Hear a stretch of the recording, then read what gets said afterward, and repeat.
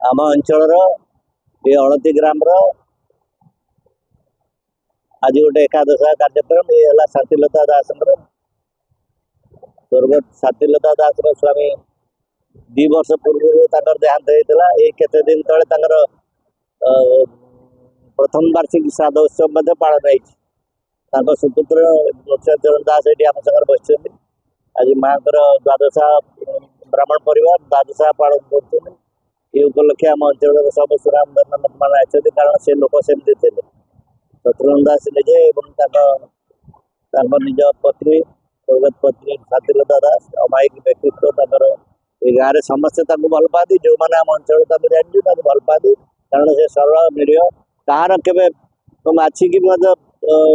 आघात करवा लोक से नुह अमायिक व्यक्तित्व भारी सम्मान दे अतीत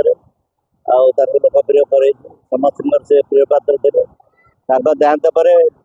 वर्षे केते दिन पर 2 वर्ष पर पत्नी जन्म भी दुखद घटना आम समस्त आस बहुत परिस्थिति ये उपलक्षे परिवार संवेदना जनाऊँ ये दुख बड़ दुख सहयापी माँ चंडी प्रभु जगन्नाथ भरसा दिखाँ साहस दिखाँ ये कथा आशा कर।